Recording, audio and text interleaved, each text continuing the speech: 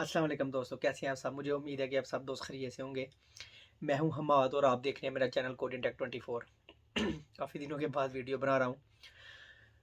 तो आज की जो वीडियो है उन दोस्तों के लिए है जो 2023 का जो फर्स्ट राउंड था उसमें सेलेक्ट हुए हैं।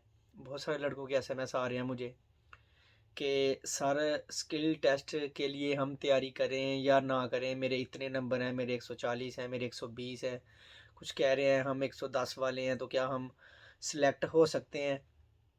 जो 160 वाले हैं वो कह रहे हैं कि सर हमें कितनी तैयारी करनी पड़ेगी। तो दूसरे नंबर पे कुछ दोस्त ये पूछ रहे हैं कि क्या सर हम जो हैं जो पहले राउंड में सिलेक्ट हुए हैं, अगर हमारा स्किल टेस्ट हो जाता है तो क्या हम जो नेक्स्ट जो सेकंड राउंड होगा, जो यानी कि इस मंथ से या नेक्स्ट मंथ से पेपर हो रहे हैं, जो दूसरा मरहला है उसमें जो सिलेक्ट होंगे, क्या हम उससे पहले कोरिया जाएंगे।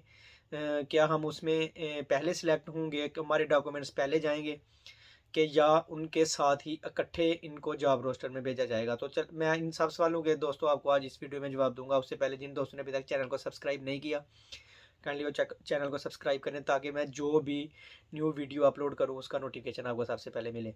सबसे पहले मैं आपको बताऊं कि जितने भी दोस्त सेलेक्ट हो चुके हैं जिनके 110 नंबर हैं या 110 से ज़्यादा हैं, उनको तो सबसे पहले बहुत बहुत मुबारक हो। और दूसरी चीज़ ये है कि चाहे आपके नंबर ज़्यादा हैं या कम हैं, स्किल टेस्ट की तैयारी आपको पूरी जी तोड़ लगा के करनी ही होगी। चाहे वो इजी है चाहे वो मुश्किल है, वो आपको करनी होगी। क्योंकि मैं आपको अपने गांव का एक मेरे का लड़का है जो मेरा स्टूडेंट था, तो वो हाफ नंबर से मेरिट से रह गया था। यानी कि आधा नंबर उसका कम था स्किल टेस्ट में। यानी कि उसने स्किल टेस्ट में भी नंबर लिए, दूसरे फर्स्ट राउंड में भी लिए, लेकिन हाफ नंबर से वो रह गया था। तो अभी आप खुद सोच लें कि उसको कितना दुख हुआ होगा। आप एक नंबर से रह जाते हैं, दो से रह जाते हैं, तीन से, चार से, तो ये आपके लिए फिर कभी भूलेगा नहीं आपको। तो इसलिए जितनी मेहनत हो सकती है ये 8-10 दिन जब तक आपका स्किल टेस्ट नहीं होता उतनी करें, ज़्यादा से ज़्यादा करें। और पेपर को जो स्किल टेस्ट है उसमें एक चीज़ जो सबसे ज़्यादा मुश्किल होगी वो छागी होगे ही होंगे। तो उसकी वीडियो मैंने इस चैनल पे अपलोड की हुई है, आप देख सकते हो। सारे सवालों के जवाब उसमें मौजूद हैं। अगर कोई नया आए हुए तो मैं वो भी अपलोड कर दूंगा, वही आप कर लें तो वोकेबलरी उससे ही मिलती जुलती है। उसमें जो वोकेबलरी है वो अगर आपको आ जाती है तो आप इजीली वो जो आपको कोरियन पूछेंगे कि आपका नाम क्या है, आपकी एज कितनी है, ये वाला हाथ ऊपर करो, वो वाला ऊपर करो, ये वो सारा तो आप इजीली बता सकते हो अगर ये वोकेबलरी आपको आती होगी तो। उसके बाद मैं आपको बताऊं कि आपके जो नंबर हैं उनको कैसे वो काउंट करेंगे। यानी कि देखें कि जिन लोगों के नंबर 110 आए हैं ना, उनके अभी समझ लें कि रह गए हैं हाफ नंबर 55, जो पिछली दफ़ा जो तरीक़ेकार था 55 रह गए हैं। तो अभी जब उनका स्किल टेस्ट में पेपर होगा, स्किल टेस्ट होगा, उसमें अगर आपके 100 नंबर आ जाते हैं या 150 आ जाते हैं या 90 आ जाते हैं तो वो सारे अकाउंट होंगे। सारे अकाउंट करने के बाद फिर आपका मेरिट बनेगा, जो फाइनल मेरिट होगा। तो इसलिए आपने वो जो इंटरव्यू ख़ास तौर पे आपने याद रखना है कि इंटरव्यू जब आपका होगा आपने कुछ ना कुछ बोलना है, चुप नहीं रहना। कुछ आता है या नहीं, बोलना ज़रूर है आपने ना। कुछ आपका उन्होंने कॉन्फिडेंस ही चेक करना है कि आपका जो कॉन्फिडेंस है वो कितना है। आपने बोलते जाना है, चुप नहीं करना। अगर इसके बाद जब फिर आप फाइनल मेरिट में सिलेक्ट हो जाओगे तो उसके बाद क्या होगा कि आपके जो सारे डॉक्यूमेंट्स होंगे उनको वो पास करने के बाद मेडिकल लिस्ट लगेगी आपकी फाइनल मेरिट लगने के बाद कि भाई आप मेडिकल करवा लीजिए। तो फिर आप मेडिकल करवाएंगे। मेडिकल अगर आपका ओके आता है 2-4 दिन के बाद रिपोर्ट आने के बाद, फिर वो आपके डॉक्यूमेंट्स जमा करेंगे।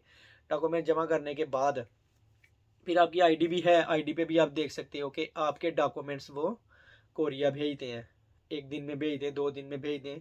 इसमें भी लोगों को बड़ा मसला होता है कि हमारे डॉक्यूमेंट नहीं जा रहे, बहुत देर हो गई है, इतनी देर हो गई है। तो ये थोड़ा टाइम लगता है क्योंकि बहुत सारे आपको पता है कि कितने सौ की हज़ार में हो सकता है 1000 से ज़्यादा लड़के हों जिनके डॉक्यूमेंट्स आने हैं। तो थोड़ा टाइम लगेगा, उसको आपने थोड़ा सब्र करना है। वो आहिस्ता आहिस्ता आहिस्ता आपके डॉक्यूमेंट्स कोरिया में आना शुरू हो जाएंगे। जिन दोस्तों के डॉक्यूमेंट्स कोरिया में आ जाएंगे, दूसरे लोगों के तो अभी पेपर हो रहे होंगे, आपके डॉक्यूमेंट्स पहले कोरिया आ जाएंगे। कोरिया में जब आपके डॉक्यूमेंट्स आ जाएंगे तो फिर इधर एक इदारा है, हंगुक सानो इंरियो खोंगदान, जिसको हम HRD कहते हैं। पाकिस्तान में जो HRD के नाम से जाना जाता है, उसमें आपके डॉक्यूमेंट्स की वेरिफिकेशन होगी। وہ آپ کے ڈاکومنٹس کو چیک کریں گے کہ یہ بندہ پہلے تو نہیں رہ کے گیا، یا کوئی جو بھی ہوگا آپ کا، سارے آپ کے ڈاکومنٹس ان کے پاس ہوں گے۔ اگر آپ اس میں سے اوکے ہو جاتے ہیں، اس میں سے بندہ اوکے ہو ہی جاتا ہے، اوکے کرنے کے بعد پھر وہ آپ کے ڈاکومنٹس کو اپروول دیں گے، منظوری۔ جب آپ کی آئی ڈی پہ منظوری آ جائے گی تو اس کا مطلب ہوگا کہ ایچ آر ڈی نے آپ کے ڈاکومنٹس منظور کر لیے ہیں اور ان کو لیبر کوڈ میں بھیج دیا ہے۔ لیبر کوڈ میں جب آپ کے ڈاکومنٹس چلے جائیں گے تو پھر جب بھی اجرا ہوں گے تو آپ ان میں شامل ہو سکتے ہو، چاہے آپ 21 والے ہیں، چاہے 22 والے ہیں، چاہے 23 والے ہیں، چاہے 19 والے ہیں، کوئی بھی ہیں تو آپ پھر کسی بھی وقت آپ کا اجرا ہو سکتا ہے۔ پھر اس کے بعد کیا طریقہ کار ہوتا ہے کہ لیبر کوڈ میں ڈاکومنٹس فائلیں پڑی ہوتی ہیں، تو جو مالک ہوتے ہیں ادھر کوریا میں وہ لڑکوں کی ریکوائر کرتے ہیں کہ جی ہمیں اتنے بندے چاہیے، ہمیں اتنے بندے چاہیے، پھر وہ لے کر ایچ آر ڈی میں رجوع کرتے ہیں، ایچ آر ڈی والے پھر ان کو لیبر کوڈ سے جو ہے وہ بندے جو ہیں وہ دیتے ہیں کہ بھئی آپ سلیکٹ کر لیں۔ پھر جس کی سلیکشن ہوتی جاتی ہے اس کا اجرا آپ کی آئی ڈی پہ شو ہوتا جاتا ہے۔ پھر جب ریفیوز ہوتا ہے اس کا مطلب ہوتا ہے کہ آپ کا جو ایگریمنٹ ہے کہ مالک آپ کو کتنی سیلری دے گا، کیا کھانے کے پیسے دے گا کہ نہیں دے گا، آپ کی رہائش، آپ کا اوور ٹائم، آپ کی شفٹ ڈے ہوگی یا نائٹ ہوگی، یہ سارا ایگریمنٹ آپ پاکستان میں ہی سائن کرتے ہو، وہ پھر جاتا ہے پاکستان میں، پھر آپ سائن کرتے ہو، وہ وہاں سے سائن ہو کے وہ دوبارہ ادھر بھیجتے ہیں، تو پھر آپ کی فلیٹ کا شیڈول ہوتا ہے، جو سارے معاملات ہیں وہ جو ادھر ٹریننگ ہوتی ہے 8-10 دن کی، یہ وہ ساری۔